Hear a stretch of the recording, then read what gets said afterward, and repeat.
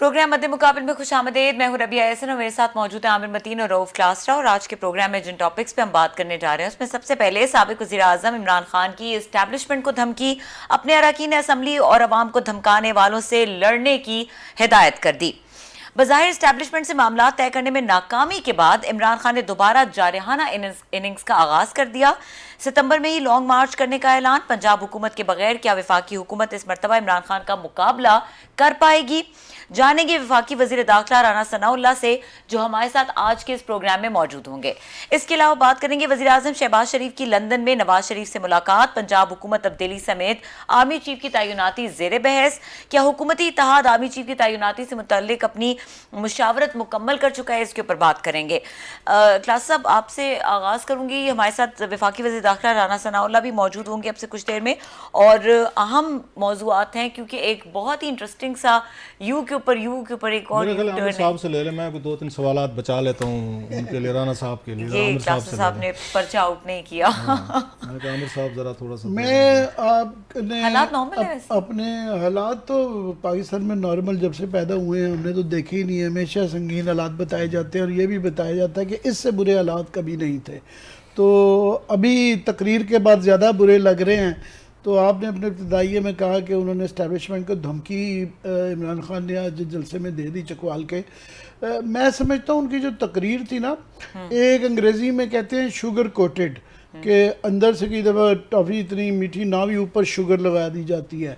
ये मेरा ख्याल ये सॉल्ट कोटेड थी टॉफ़ी जो थी ना, सॉल्ट कोटेड, इस तरह कि ऊपर से जो है ना उन्होंने ये था कि धमकियां थी बिल्कुल कि XYZ फ़ोन आए तो उनको बता दो, खौफ का डर हटा दो।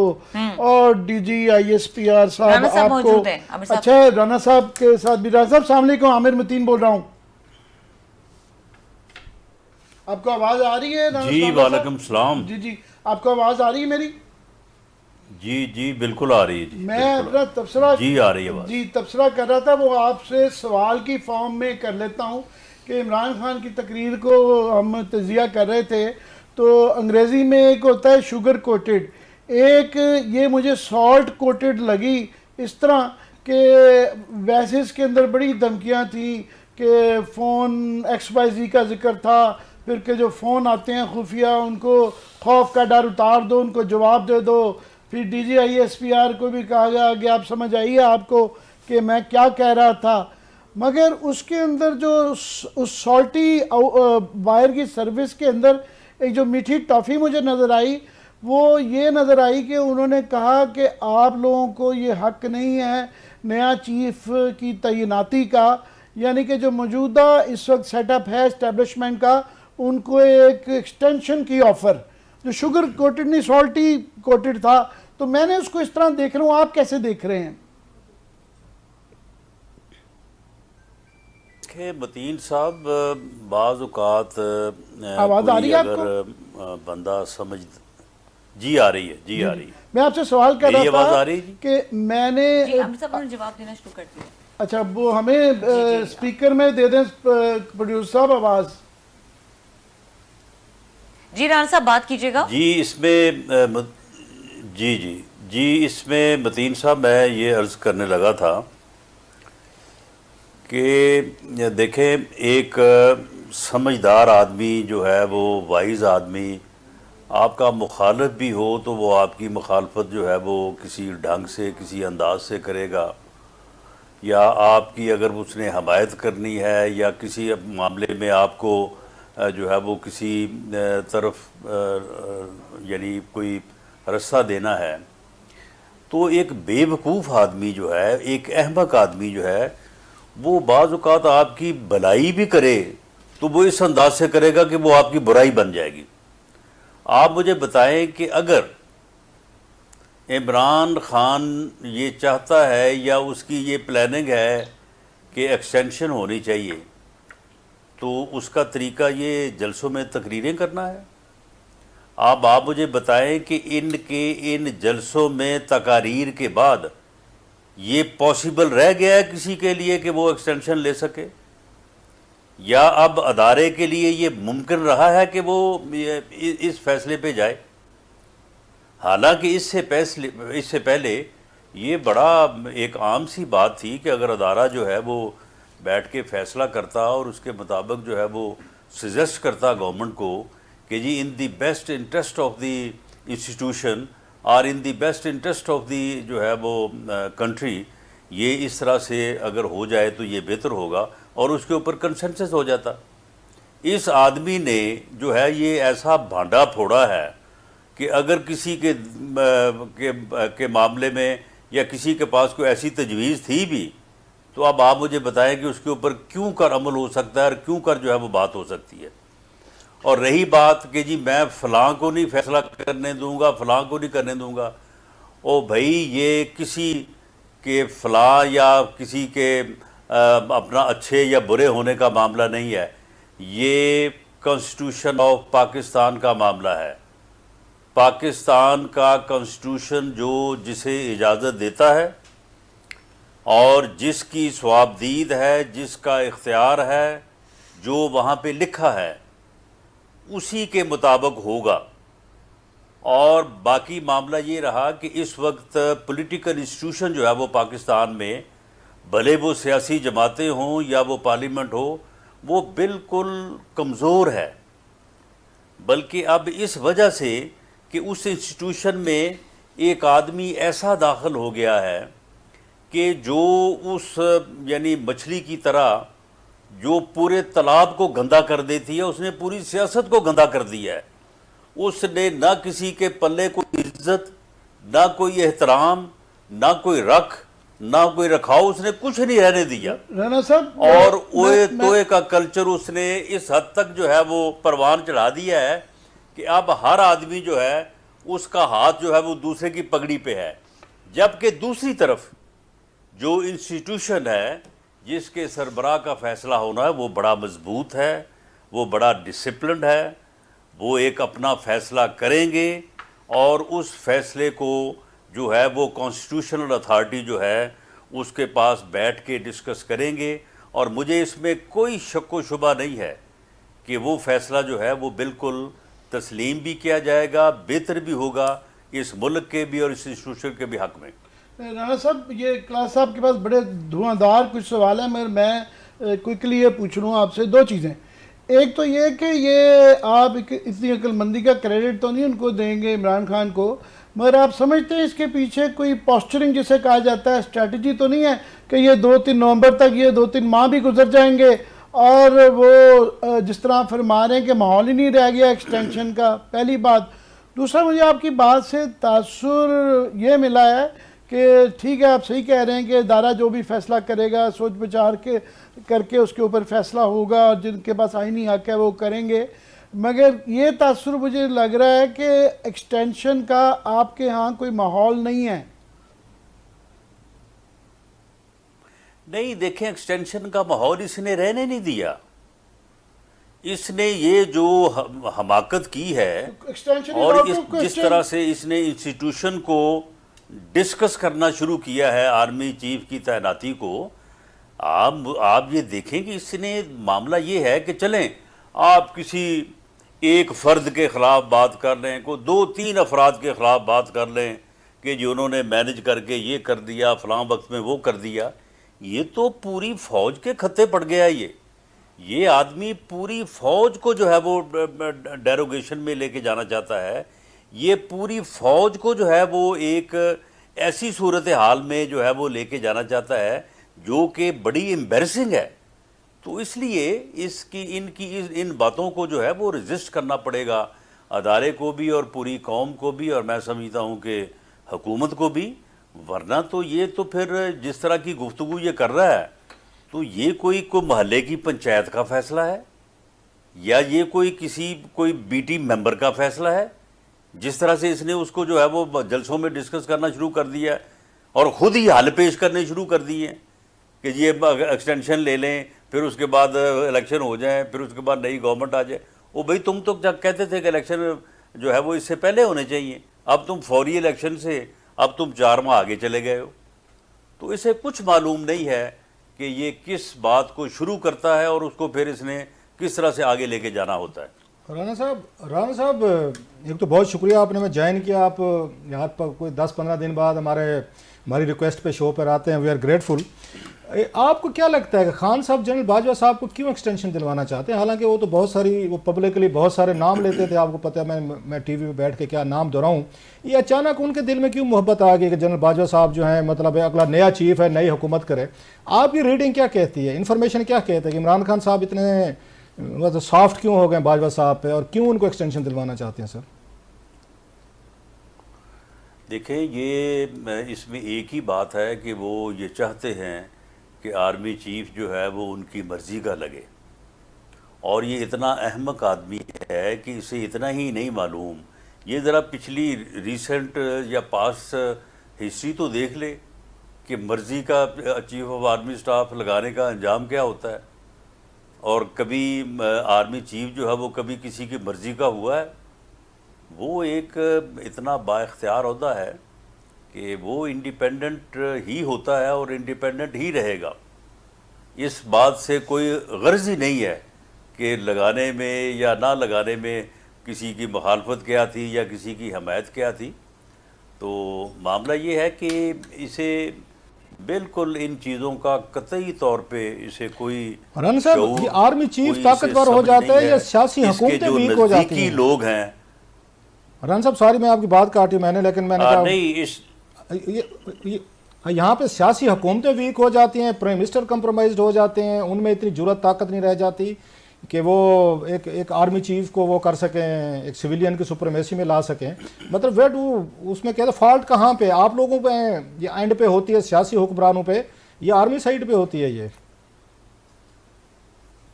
नहीं, देखें, चीफ ऑफ आर्मी स्टाफ जो है वो अदारे के सरबराह के तौर पे उसके पास जो इख्तियारात हैं वो इख्तियारात आप आईजी पुलिस को दे दें किसी सूबे को, तो अगले दिन देख लें कि आईजीपी जो है वो इंडिपेंडेंट होगा और चीफ मिनिस्टर जो है वो उसके सामने जो है वो भीगी बिल्ली बना होगा। तो सर ये इल्ज़ामात लगते थे ना कि आपकी पार्टी पे कि आप लोगों को पहले इल्ज़ामात लगते थे कि आप लोग इसलिए कोई आईजी टाइप वो लाना चाहते हैं, आर्मी चीफ लाना चाहते हैं। ये बातें तो आपके बारे में होती थी कि आप आईजी चाहते हैं, आर्मी चीफ नहीं चाहते, और इसी वजह से आपका टकराव हो जाता है उनसे। नहीं तो इसमें कोई शक नहीं है कि पुलिस का जो सरबराह है उसके जो इख्तियारात हैं आपके इल्म में है, अगर आप तफसील में भी बात करनी चाहें कि वो डीपीओ और आरपीओ को अपनी मर्ज़ी से तैनात नहीं कर सकता। जी, वज़ीर आला के होते हैं। He is bound to appoint them on the recommendation और विद दी कंकरेंस, बल्कि मैं समझ एब्सोलूट जो है वो इख्तियार जो है वो चीफ मिनिस्टर का है। जी, क्या आर्मी में कोई इस किस्म की मुदाखलत हो सकती है? तो मामला ये है कि आर्मी का जो इंस्टीट्यूशन है, क्योंकि उसने मुल्क की सरहदों की हिफाजत करनी है, उसे इसलिए उसे पुलिस लाइक तो जो है वो नहीं किया जा सकता, लेकिन जो इख्तियारात हैं वो इख्तियारात जो हैं वो आर्मी चीफ को अपने अदारे की हद तक और अपनी आइनी जिम्मेदारियों की हद तक जो है वो मुकम्मल। अच्छा रन साहब, एक बड़ी खबर आई थी पिछले हफ्ते सर, वो ये थी कि इमरान खान साहब की और आर्मी चीफ की प्रेसिडेंसी में मुलाकात हुई है, खुफिया मुलाकात, कुछ दिन पहले की बात आ रही है। आपको of course IB intelligence bureau आपको रिपोर्ट करता है, फिर इवन आईएसआई की रिपोर्ट्स आपके पास आती हैं, और भी आपके पास इंफॉर्मेशन होगी, क्योंकि ऐवान सदर ज़्यादा दूर भी नहीं है प्राइम मिनिस्टर हाउस से या आपके दफ्तर से। आपकी क्या खबरें हैं सर कि मुलाकात हुई है इस तरह की कोई? नहीं, देखें, हमें ये एजेंसीज भी रिपोर्ट करती हैं और हमारी कहीं किसी न किसी हवाले से कभी ना कभी जो है वो आमना सामना भी हो जाता है, वहाँ पे भी ये बातें जो हैं वो हो जाती हैं। ये कतई तौर पे गलत बात है। आपके नॉलेज में नहीं है? नहीं हुई, नहीं मेरे नॉलेज में नहीं, ये मुलाकात हुई नहीं है। जून में बताया जा रहा है कि मुलाकात हुई है, 2-4 सहाफ़ियों ने अखबार में कॉलम भी लिखे हैं। पर देखें जी, वो सहाफ़ी जो है वो कॉलम लिख सकते हैं, वो अपनी खबर भी दे सकते हैं, लेकिन ऐसी कोई मुलाकात नहीं हुई। राणा साहब, ये आपकी क्लास साहब जो भी पूछ रहे थे कि गवर्नमेंटें कमज़ोर हो जाती हैं या इस्टेब्लिशमेंट ताकतवर हो जाती है, तो माजी में आपसे भी जो गलतियां हुई हैं इस मामले में तैनाती के ऊपर चीफ ऑफ आर्मी स्टाफ की, अभी आपने कुछ सबक सीख लिया है उससे? नहीं, देखें इसमें सबक वाली बात जो है, देखें मामला ये है कि वैसे तो जो आदमी जो है वो कमीशन लेने के बाद वो लेफ्टिनेंट जनरल 3 स्टार जनरल की जो है वो हैसियत पोजीशन तक पहुंचता है, तो वहाँ पे लोगों में कोई इतना ज़्यादा फ़र्क नहीं होता, बल्कि 19-20 का फ़र्क भी नहीं होता। सारे लोग ही कम्पिटेंट होते हैं और सारे लोग ही जो है वो कमांड की सलाहियत रखते होते हैं। और एक जो रूटीन है कि जो पहले नंबर्स हैं उन्हीं में से जो है वो आर्मी की लीडरशिप जो है वो अपनी रिकमेंडेशन मुरतब करती है, जो वाया डिफेंस मिनिस्ट्री जो है वो प्राइम मिनिस्टर तक पहुंचती हैं और प्राइम मिनिस्टर जो है वो उसकी अप्रूवल देते हैं। मैं इसलिए पूछ रहा था कि आपके तो दौर में 5वें नंबर से आप लाते रहे ना, मुशर्रफ साहब के से पहले 4 नंबर और भी थे। नहीं थे सर, मुशर्रफ दौर में नहीं थे। मुशर्रफ साहब और अली कुली यही वही, यानी यही कोई 4 का नंबर या 3-4 का नंबर या 5 का नंबर ही ज़्यादातर जो है वो चल रहा है। लेकिन कभी कभी जो है वो मेरा ख्याल है कोई एक आध बार जो है वो इस नंबर से जो है वो तजावुज़ किया गया है।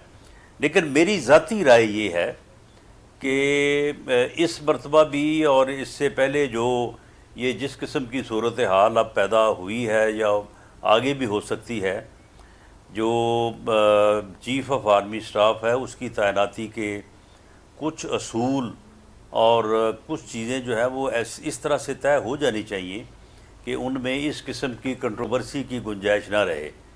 आपके इल्म में होगा कि चीफ जस्टिस ऑफ पाकिस्तान की तैनाती के ऊपर भी इस किस्म के मामलात जो हैं वो बहुत ज़्यादा बगाड़ का शिकार हो गए थे। और उसके बाद फिर जब एक सीनियरिटी का प्रिंसिपल तय हो गया तो अब कभी वहाँ पे किसी को ये मालूम ही नहीं हुआ या कभी किसी की सोच ही नहीं हुई कि जी कौन बनेगा कौन नहीं बनेगा, किसको बनना चाहिए किसको नहीं बनना चाहिए।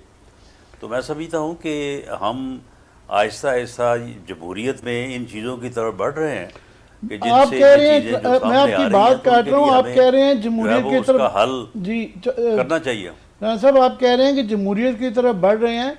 मुझे तो बड़ा ये लम्हा फिक्रिया है कि आप सही कह रहे हैं कि आर्मी के चीफ की तैनाती के ऊपर हर दफ़ा पिछले 70 साल से हमेशा कंट्रोवर्सी होती है, मगर ये कंट्रोवर्सी पाकिस्तान के तमाम बड़े अहदों पे है। जिस तरह के चीफ जस्टिस के ऊपर ये बहस हो रही है कि सीनियरिटी का प्रिंसिपल होना चाहिए कि नहीं होना चाहिए, प्राइम मिनिस्टर के ऊपर भी वो ऑब्जेक्शंस आ जाती हैं कि जी वहाँ अपोजिशन नहीं बैठी हुई है और क्या है, इलेक्शन कमीशन के ऊपर, नैब चेयरमैन के ऊपर कोई बड़ा ओहदा रह नहीं गया जिसके ऊपर इस वक्त कंट्रोवर्सी ना हो।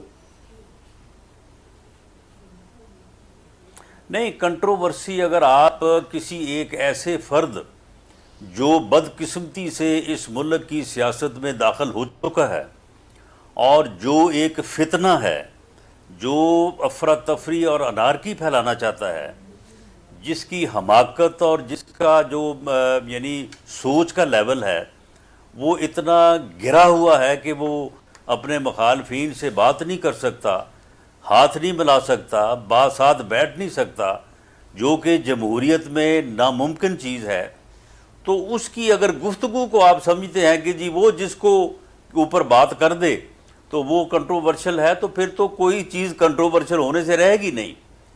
क्योंकि जब तक इसका वजूद बदकिस्मती से इस मुल्क की सियासत में रेलेवेंट रहेगा तो ये तो हर चीज़ को कंट्रोवर्शियल बनाएगा। लेकिन हालांकि चीफ इलेक्शन कमीशन की तैनाती आइन के मुताबिक हुई है, वज़ीर आज़म का इंतखाब आइन के मुताबिक हुआ है और चीफ ऑफ आर्मी स्टाफ की तैनाती आइन के मुताबिक होगी। अब आइन के मुताबिक ही चलना ना मुल्क ने।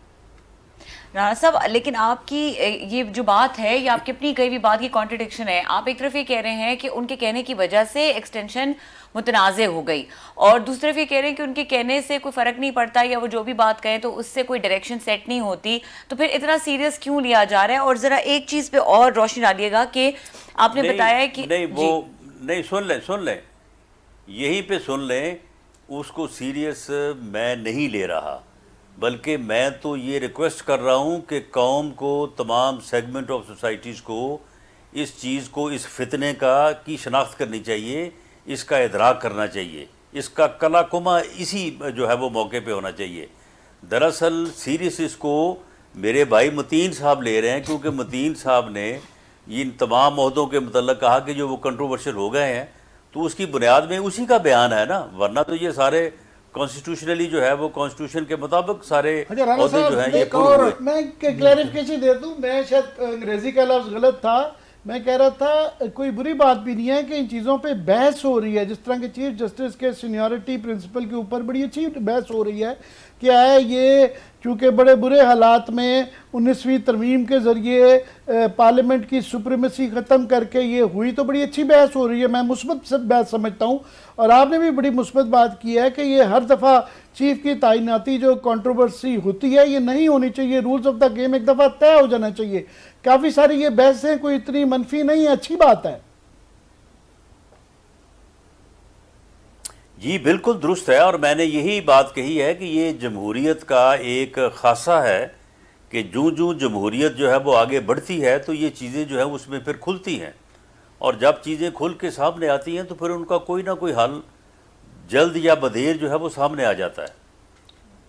अच्छा रन साहब, एक ये समझा जाता है कि आप भी जानबूझ के या तो चेज़ा लेते हैं, खान साहब को तंग करते हैं, इस तरह की खबरें जब सामने आती हैं और उनका बयान वैसे पावरफुल होता है, जब ये खबर सामने आएगी खुर्रम दस्तगीर साहब कहेंगे कि जनाब के उसमें जा रहे शहबाज शरीफ साहब लंदन जा रहे हैं और वहाँ पे आर्मी चीफ की भी ये पोस्टिंग या उनकी अपॉइंटमेंट डिस्कशन में आएगी, तो खान साहब जो हैं वो तो इस बात का फिर बयान बनाते हैं जो बड़ी हद तक सेल भी होते हैं और शायद जस्टिफाइड भी है कि मियाँ साहब पे केसेस हैं, वो वापस नहीं है, उनका स्कॉन्डर का स्टेटस है। एक पाकिस्तान का वज़ीर आज़म वो जाकर लंदन में एक उनसे मशवरा करेगा, वहाँ से बैठ के एक फॉरेन लैंड से फैसला किया जाएगा कि पाकिस्तान का आर्मी चीफ कौन होगा। तो अब समझते नहीं है कि ये भी ठीक नहीं है, जो फैसले करने हैं पाकिस्तान में बैठ कर लिया जाए। और उसके बाद इमरान खान साहब तो फिर वो ये कौम को ठीक कह रहे होते हैं कि सारे फैसले बाहर से हो रहे हैं, और इसमें मखसूस लोग हैं जिन पे केसेस हैं, और जो कल को ऐसा चीफ लाएंगे जो कंप्रोमाइज्ड होगा, तो फिर तो वो ठीक बात कह रहे हैं सर। नहीं देखें, ये बात तो दुरुस्त नहीं है कि जो चीफ होगा कॉम्प्रोमाइज्ड होगा, और ये भी दुरुस्त नहीं है कि वज़ीर आज़म जो है वो मशवरा करने गए हैं, या अगर वो मिले हैं तो उन्होंने यही मशवरा किया है। दस्तगीर साहब ने कहा है सर, वज़ीर आज़म जो है वो अपने, मेरा ख्याल है कि खुर्रम दस्तगीर साहब मेरे भाई ने ये गैर ज़रूरी बात की, ऐसी बात करने की ज़रूरत नहीं थी। वज़ीर आज़म जो तशरीफ़ लेके गए हैं तो देखें, वैसे खुर्रम साहब ऐसी बातें करते रहते हैं। राणा साहब मैं सॉरी कट कर रहा हूँ, ये खुर्रम दस्तगीर साहब हमारे भी भाई हैं, वो भी ऐसी बातें कहते रहते। उन्होंने ही कहा था टीवी पे कि जनाब कि हमने नवंबर की वजह से हटाया था, अगर हम ना हटाते इनको, इमरान खान साहब को, तो नवंबर में नया चीफ आना था, उन्होंने सबको जेलों में डाल देना था, पाकिस्तान रशिया बन जाना था, नया प्यूटन आना था, तो हमारा हशर नशर होना चाहिए। ये भी खुर्रम दस्तगीर साहब ने कहा था। ये भी कहा था कि 15 साल तक फिर इमरान खान से जान नहीं छुटनी। तो उनको कोई रोकता टोकता नहीं है खुर्रम साहब को, या फ्री फॉर ऑल है उनके लिए सर? देखिए, मेरा ख्याल है कि बाज़ औक़ात जो है वो बात जो है वो उसमें कुछ अल्फाज ऐसे आ जाते हैं कि उनको फिर मिस इंटरप्रेट किया जाता है। लेकिन मामला ये है कि देखें, वज़ीर आज़म जो है वो कॉन्स्टिट्यूशनली उसने हलफ उठाया हुआ है, उसने ऐसे फ़ैसले करने के लिए, आप वो वज़ीर आज़म का जो हलफ है उसको आप हरफ देखें तो उसने अल्लाह ताला को हाज़िर नाज़िर जान के जो है ये पूरी कौम के सामने हलफ उठाया हुआ है। बाकी ठीक है, उसे कोई कुछ कहता रहे, कोई कुछ उसे, भले आप सुबह मिले उन्हें कोई बात कर दें, मैं मिलूँ मैं कर दूँ, लेकिन अल्टीमेटली जो फ़ैसला होना है, जो उसका तरीक़ाकार है कॉन्स्टिट्यूशनली, उसी के मुताबिक ही होगा। आज इमरान खान साहब ने काफ़ी सख्त अल्फाज इस्तेमाल किए, चोर डाकू, और इसलिए आपका भी जो अल्फाज का चुनाव जितना सख्त है उसकी वजह समझ आती है। ज़ाहिर है गुस्सा होता है और उसका जवाब देना आप फ़र्ज समझते हैं, मगर मैं आज उन्होंने धमकी भी दी कि जनाब सबको तैयार कर दिया है कि हम दोबारा ये तासुर दिया कि वो इस्लामाबाद के ऊपर वो धावा बोलने वाले हैं। तो पिछली दफ़ा तो 25 मई में आपके पास चूँकि पंजाब की हुकूमत थी तो आपने बहुत अच्छे तरीके से पंजाब में और अटक के पुल के ऊपर जो है रोक लिया था। अभी आपके पास 27 किलोमीटर का इस्लामाबाद है, तो ये जब जत्थे आएंगे पूरे हिंद से तो नहीं, सिंध से और चारों तरफ से, तो इस दफ़ा आप कंट्रोल कर पाएंगे? देखें, ये जत्थे जो हैं, देखें KPK में तो उस वक्त हमारी हुकूमत नहीं थी, और आपके इल्म में है कि जो हमने लगाया था अपना बैरियर वहाँ पे अटक पुल पे, वो इन्होंने ब्रेक किया था। इनके साथ उस वक्त आज़ाद कश्मीर की हुकूमत थी, इनके साथ GB की हुकूमत थी, इनके साथ KPK की हुकूमत थी, और उसके बाद ये जितनी तादाद लेके, ये वैसे तो कह रहे थे कि मैं 50 लाख लोगों को लेके आऊँगा इस्लामाबाद, जितनी तादाद लेके आए थे आपको खुद अंदाज़ा है, मैं कोई नंबर क्लेम नहीं करता। और अगर पंजाब में हम उस वक्त ना रोकते तो उस तादाद में कोई और 5-7 हज़ार का इजाफा हो जाता। इस मरतबा और 5-7 हज़ार उससे ज़्यादा लेके आ जाएंगे। लेकिन अगर इतने भी लेके आएंगे तो हमारे पास न सिर्फ इंतज़ामात हैं, बल्कि हमने इंतज़ामात को 25 मई के तजर्बे की बुनियाद के ऊपर बहुत ज़्यादा मौसर कर लिया है। मैं ये नहीं कहता कि सियासी तौर पे इस झगड़े का कोई हल नहीं होना चाहिए। इस झगड़े को टेबल पे बैठ के बात होनी चाहिए, सियासतदानों की आपस में गुफ्तगू होनी चाहिए। लेकिन जो बदमाशी ये करने का इरादा रखता है ना, ये आए, इसका मतीन साहब बहुत बेहतर इलाज होगा, और इंशाल्लाह ताला इनको भागने के लिए रास्ता नहीं मिलेगा। इनको दीवारें चीन खड़ी करेंगे, क्या करेंगे? मैं क्योंकि पहले नहीं, इनको जूते मारेंगे, नहीं, कोई दीवारें चीन नहीं खड़े करेंगे, इनको जूते मारेंगे और डंडे मारेंगे इनको, और भगाएंगे इनको। अच्छा राना साहब, मेरी कोई दोस्त बता रहा था, कोई आपके एडमिनिस्ट्रेशन में से ही, कि शायद पंजाब से भी आपने पुलिस मांगी है, चारों सूबों को कहा है, क्योंकि फेडरेशन पे जब इस तरह का मसला आ जाता है तो आप मांग सकते हैं। कोई मांगी गई है पंजाब से, कोई फोर्स मांगी है कि आप आए? जी बिल्कुल मांगी है, और मैंने खुद कहा है इस्लामाबाद इंतज़ामिया से कि आप अपना आईनी हक जो है वो उसको इस्तेमाल करें। उसके बाद सूबे क्या जवाब देते हैं वो एक रिकॉर्ड का हिस्सा होगा। नहीं, पंजाब से देंगे परवेज अली साहब, उनकी तो अपनी हुकूमत है PTA, वो भेजेगी पुलिस फोर्स अपनी ही? चलो ना भेजें, हमारे पास दूसरी सूरत में इंतज़ामात हमारे पास मुकम्मल हैं, वो ना भेजें। लेकिन बहरहाल वो फेडरेशन की जो है वो के ऑर्डर को, डायरेक्शन को जब ओबे नहीं करेंगे तो उसके भी अपने कॉन्सिक्वेंसेस होंगे। ये तो इदारों का बहुत ज़्यादा टकराव का इम्कान नहीं हो जाएगा? ज़ाहिर है रेंजर्स आपके अंडर है, इंटीरियर मिनिस्ट्री के अंदर इस तरह पैरा मिलिट्री है, इस्लामाबाद की पुलिस है, उनके पास भी पंजाब पुलिस है, KB पुलिस है, गिलगित बल्तिस्तान आज़ाद कश्मीर की फोर्सेज हैं। तो ये पहले तो टीयर गैस पे ही फैसला हो गया था, तो ये तो बहुत ज़्यादा ख़तरनाक सिनारियो बन रहा है। और नहीं, कोई ख़तरनाक सिनारियो नहीं बनेगा। कोई पंजाब पुलिस सर, पिछली दफ़ा इस्लामाबाद के बासी मारे गए थे, हमारे जैसे इतनी टीयर गैस चली थी कि लोगों के बच्चे 3-3 दिन तक जो है खांसी करते रहे थे। तो आप जिस तरह बता रहे हैं कि वो 10 लाख या 5 लाख आप कह रहे हैं जी जितना आए हम उनके साथ बहुत बुरा सलूक करेंगे,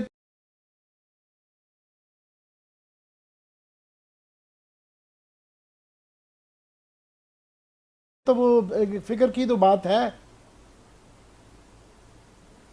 मैं ये कहता हूँ कि ये 10-15 हज़ार से ज़्यादा नहीं होंगे, और ये लाखों की बातें जो है ना, लाखों की बातें ये ले है, ये अगर इसमें इतनी हिम्मत है, ये 25 लाख लोगों को लेके आए, तो हम वैसे इसकी बात मान लेंगे कि वाकई तुम बड़े जो है वो पॉपुलर हो और लोग तुम्हारे साथ हैं, और ये तुम्हारा फ्रॉड बयानिया नहीं है, जो तुमने ये फसाड कायम किया हुआ है, ये फ्रॉड नहीं है। आपने पंजाब की बात की तो खबरें ये भी आ रही हैं कि पंजाब में कोई ये दोबारा से वहाँ पे कू होने वाली है, और चौधरी सबान और दीगर लोग जो हैं वो फिर आपके साथ राब्ते में हैं। कोई इस तरह की खबरों में है कि बाकी कोशिश हो रही है, मूव हो रही है? लंदन से भी आ रही थी कि शायद ये भी मशवरा करना था कि पंजाब में दोबारा आप लोगों की हुकूमत आ जाए परवेज अली साहब से मिलजुल के।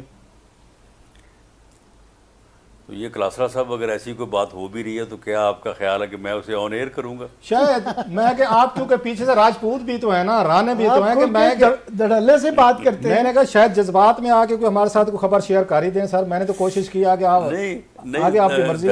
नहीं, धड़ल्ले से बात जरूर करते हैं, लेकिन ऐसी बात नहीं करती जो अपना ही सर ले जाए। मेरी इतला ये है कि वहाँ पे एक खबर ये तो आ चुकी है कि इमरान खान साहब ने वहाँ पीटीआई को सीनियर मिनिस्टर जो बनाया है उनसे कह दिया है कि जनाब ये सारे अपने काम उनके पास लेके जाएं। वहाँ पे 2 चीफ मिनिस्टर तो वर्चुअली हो गए हैं, तो चौधरी परवेज़ इलाही साहब आप गुजरात के ही चीफ मिनिस्टर वो भी रह गए हैं।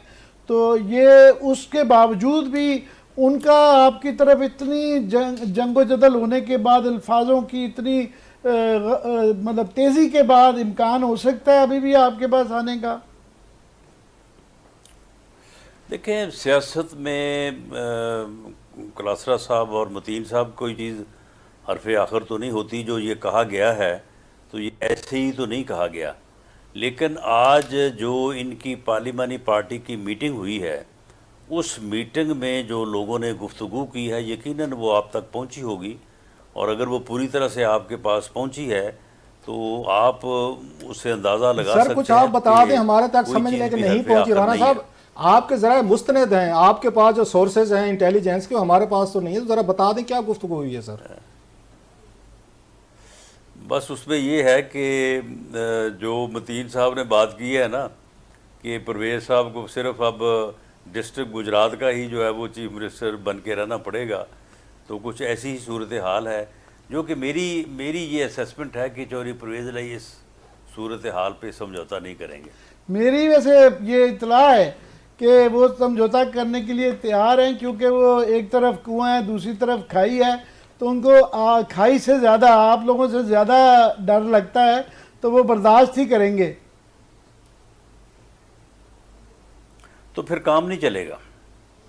ये तो कैसे फिर करेंगे, क्योंकि बाकी अभी हाल ही में क्योंकि डिस्क्वालीफाई हुए हैं, क्यू लीग से के बंदे ही टूटे हैं तो ही पॉसिबिलिटी है। तो उन क्यू लीग के लोगों का चौधरी शुजात के पास भी आने की कोई इतला नहीं है, तो फिर बाकी ये कैसे पंजाब की हुकूमत को आप जो कह रहे हैं मुतज़लज़ल कर लेंगे, कैसे करेंगे? बस अब आप बहुत ज़्यादा करीब पहुंचते जा रहे हैं, तो इसलिए मैं अब इन बातों का जवाब ना दूं तो ज़्यादा बेहतर। अच्छा राणा साहब एक सवाल मेरे जहन में अभी तक है, क्योंकि बहुत सारे ज़राए उसकी तस्दीक कर रहे हैं और आप क्योंकि इंटीरियर मिनिस्टर हैं, आपकी बात ज़्यादा वेट है, ज़्यादा वजन है जो आप बात कह रहे हैं कि वो इमरान खान साहब की और आर्मी चीफ की मुलाकात के हवाले से आपने 2 टोक कहा भी वो नहीं हुई, मुलाकात नहीं हुई, ऐसी खबरें गलत हैं।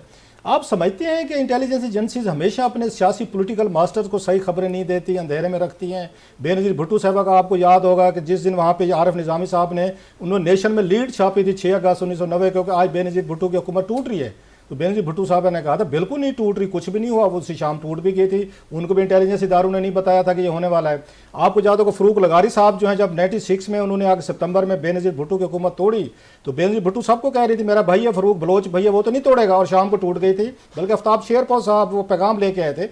आप समझते हैं कि आपको भी शायद इंटेलिजेंस इदारे जो हैं वो पूरी इन्फॉर्मेशन खबरें नहीं दे रहे होते और आप तक वो सारी बात नहीं पहुँच रही होती? नहीं, देखें मामला ये है कि हालात जो है वो अपनी गवाही खुद दे रहे होते हैं, और इंटेलिजेंस एजेंसी जो है वो कुछ हद तक जो है वो ख़बर देती हैं, तो कुछ हद तक ख़बर ऐसी भी होती है जो इंटेलिजेंस अदारों के भी जो है वो उनकी दस्तक से भी जो है वो बाहर होती है, और बाज़ औक़ात जो है वो ख़बर अपने तौर पे सही दे रहे होते हैं, तो जबकि वो ख़बर गलत होती है। जिस तरह से अभी ये पंजाब की हुकूमत का और ये सारा सिलसिला चल रहा था, तो इल्ज़ामात लगाए जा रहे थे कि जी फ़लाँ मदद कर रहा है, फ़लाँ ये कर रहा है, फ़लाँ वो कर रहा है। तो हम इकट्ठे हुए 96H पे मॉडल टाउन, और वहाँ से हम बराह रास्त एक शादी में चले गए फ्लैटिस होटल। तो एक इंटेलिजेंस एजेंसी ने उस वक्त की वफाकी हुकूमत को ये रिपोर्ट दी कि हम सारे जो हैं वो पहले हमने मशवरा किया है मॉडल टाउन में, और उसके बाद हम जो है वो चिड़ियाघर जो है ना वो उसके पास किसी ऑफिस में चले गए हैं, वहाँ पे जाके फिर हमने बाकी जो है वो बातें नहीं हो और सकता है बाकी कोई सारा जो हमदर्द हो, कोई मशवरा है वो आपका करना कोई है। बैठा हो इंटेलिजेंस हालांकि एजेंसी में, हमदर्द हो कोई आपका कोई वो सही खबर ना देना चाह रहा हालांकि हो। हम उस वक्त एक शादी में गए थे, तो अच्छा, राना इस साहब, किस्म लास्ट की दफा भी आपने गलत फहमियाँ और गलत खबरें जो है वो हो जाती हैं। लास्ट दफा आप इंटरव्यू जो जब आपसे हमने किया था, आपने बड़ी एक वहाँ इंपॉर्टेंट बातें की थी DGN ANF के हवाले से। आपने कहा मैं इन्वेस्टिगेट करवा रहे हैं। जो DG उस वक्त ANF थे जिन्होंने केस डाला था आप पे, वो झूठा केस आप पे बनाया गया था, तो आपने बताया था इमरान खान साहब ने उनके बेटे को बहुत बड़ी फेवर की थी, आर्मी में कैप्टन थे और उनको वहाँ पे DMG के कोटे पे वो आर्मी से इधर लेकर आए थे। तो आपने कहा था कि मजीद इन्वेस्टिगेशन आप करवा रहे हैं, तो आपकी कोई इन्वेस्टिगेशन आगे बढ़ी है? कोई ताज़ा तरीन अपडेट दें कि क्या हुआ कोई उसके बारे में, वो खबर ठीक थी या आपको फिर किसी इंटेलिजेंस इदारे ने गलत कोई खबर आपको बताई गई थी? नहीं नहीं नहीं, वो खबर जो है वो मेरी अपनी जो है वो तस्दीक शुदा है, वो खबर दुरुस्त है। और बाकी उस मामले में मेरी ये कोशिश है और हम इस वक्त उस बात के करीब हैं कि इस मामले की जो है वो एक हाई लेवल इंक्वायरी जो है वो करवाई जाए। नहीं, आपने कोई आर्मी चीफ साहब से साफ ज़रा मुलाकात आपकी होती होगी, अक्सर हो जाती है मीटिंग में ऑफिशियल में, आपने ऑफिशियली तौर पर कोई देखिए, लिख के उनको नहीं भेजा कि ये सारी चीज़ें आपके एक आपके सर्विंग ऑफिसर ने की थी? मैंने ऑफिशियली लिख के उनको उसी वक्त भेजा था। ये 2019 की बात है और मैं उस वक्त से इस मुतालबे पे हूँ कि इस पूरे मामले की, जो कि अब बड़ी बदनामी का बायस बन रहा है, और अब जो वफाकी साबिक हुकूमत है, वफाकी हुकूमत, वो इल्ज़ाम किसी और पे लगा रही है, कोई किसी और पे लगा रहा है। अब उस केस का कोई वारिस ही नहीं बन रहा और उस गलत काम की कोई ज़िम्मेदारी लेने को तैयार नहीं है, तो वो फिर क्यों कर हुआ और किस तरह से हुआ, इसकी फैक्ट फाइंडिंग जो है वो होनी चाहिए। नहीं, वो भी उसी पे इल्ज़ाम लगा रहे हैं जिनको आपने एप्लीकेशन लिखी है। वो आर्मी चीफ का कह रहे हैं। लेकिन मामला ये कि वो ये भी यही कह रहे हैं कि हमें तो पता ही नहीं है, हमें तो ये बताया गया था, शहरयार अफरीदी ने ये कहा जी मुझे दोबारा कस्में कहा कि मुझे यही बताया गया था, मेरा कसूर नहीं है, किसी और ने बताया था। तो चलो बहरहाल फिर हमारी इन्फॉर्मेशन भी है कि ये सारा काम जो है ये वज़ीर-ए-आज़म हाउस से जो है वो डायरेक्ट हुआ है। वज़ीर-ए-आज़म खुद ज़ाती तौर पे इसमें मुलव्वस था, लेकिन चलें फैक्ट फाइंडिंग होने दें, जो चीज़ सामने आए। अच्छा राणा साहब, चूंकि क्लास साहब और आमिर साहब के सवालों के दरमियान में जो कुछ थोड़ा सा एक न्यूट्रल सा सवाल मैं करना चाह रही हूँ। अच्छा, हमारे तो आपका ख्याल है पार्टी वाले सवाल थे, बिल्कुल ठीक नहीं हो नहीं गया। सर, आप लोगों के जरा सख्त सवाल होते हैं ना, मेरा एक बड़ा चलिए, हमारे- मासूम सा सवाल है, राणा साहब से सिंपल स्पेस सा। ले लेते हो तो हमारा पुराना ताल्लुक है इनसे। अच्छा राणा साहब, सवाल मैं ये पूछना चाह रही हूँ कि हम इस्लामी जमहूरिया पाकिस्तान में रहते हैं और मुस्लिम लीग नून एक जमहूरी जमात है, बड़ी जमहूरी जमात है पाकिस्तान की। इंतकामी सियासत के अलावा हमें जो लोगों को रिलीफ देने वाली सियासत है, क्योंकि बहुत ऐसे मसले हैं जो इस वक्त आम आवाम के हैं, जिनको इस किस्म की लड़ाइयों से और कॉल से बाहर निकालने का बेहतरीन तरीका ये कि उनको रिलीफ दे दिया जाए, उनकी बात सुन ली जाए। ये वाली सियासत कब देखने को मिलेगी?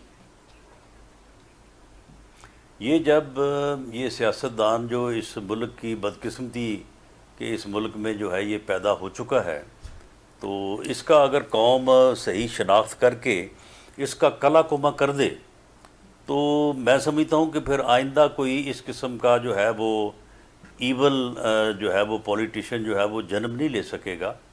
और फिर ऐसा ही होगा कि कोई ऐसा वक्त आएगा तो सब लोग सर जोड़ के बैठेंगे।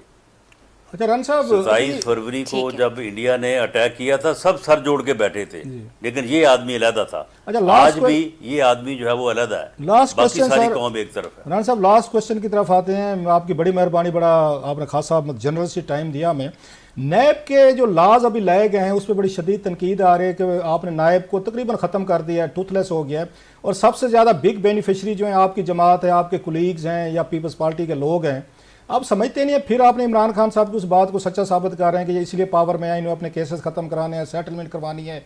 आते ही अपने काम तो सारे करवा लिए हुकूमत ने, केसेस भी ख़त्म कर दो, इनके ECL से नाम भी हटा दो, बला बला चीज़ें हो गई। लेकिन अवाम वाला जैसे अभी ये उन्होंने कहा है, राबिया ने कहा है, तो वो तो वहीं पे खड़े हुए हैं, कोई पेट्रोल की फिक्र नहीं है, महंगाई की फिक्र नहीं है। आप लोगों को अपने केसेस की फिक्र है सर? नहीं, मामला ये है कि अगर हमारे ऊपर केसेस जो हैं वो अगर कायम रहें या और इतने केसेस बना दिए जाए और पेट्रोल की कीमत जो है वो सस्ती हो सकती, तो बिस्मिल्लाह, हम हाजिर नहीं नहीं, हैं। अदालतों से कराते हमारे ना ऊपर केसेस। और FIR दर्ज करवा दी जाएं। नहीं नहीं नहीं, मामला ये है कि अगर हमारे खिलाफ केसेस गलत हैं तो क्यों नहीं खत्म होने चाहिए वो?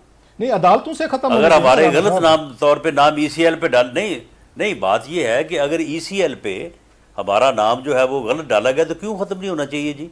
नहीं। अगर केस हमारे खिलाफ इंतजामी तौर पे गलत बनाए गए हैं तो वो इंतजामी तौर पे क्यों नहीं खत्म होने चाहिए? नहीं, अब- हम क्यों अदालतों का चक्कर जो है वो 10 साल लगाते रहे, नहीं, केस- 12 साल अदालतों में जो है वो तारीखें भुगते रहे, क्यों? नहीं, केस- वजह अब ये रिलीफ आम आदमी को तो नहीं मिलता ना सर, मतलब ये आम आदमी को तो अदालतों से जाके केस खत्म नहीं, कराना आम पड़ता है आम ना। आदमी नहीं, आम आदमी का नैब में केस ही नहीं बनता। नहीं, बहुत सारों के बने हुए हैं, आम जहाँ पे आदमी सैकड़ों को लोग हैं तो सर। पाकिस्तान पीनल कोड नहीं तो अगर फिर उसमें रिलीफ मुझे अगर किसी सियासतदान को मिलेगा तो दूसरे को भी मिल जाएगा। मतलब सब मामला के- ये है कि हर किसी का फैसला तो कानून के मुताबिक होना है ना। नहीं, लोग तो आम आदमी तो यही अब कहते हैं ना नैब जो है, नैब, जी, जी। आप मुझे बताएं कि नैब में जितनी अमेंडमेंट हुई है, कोई एक अमेंडमेंट मुझे बता दें कि जिसके मतलब अदालतों के फैसले नहीं है कि ये नहीं होना चाहिए, ये 90 दिन का रिमांड जो है इसके मतलब अदालतों के फैसले नहीं है इसका कि तो ये गलत है। सुप्रीम कोर्ट पे फैसला ये भी जो बहस चल रही जमानत जारी का है। इख्तियार नहीं था हुकूमत के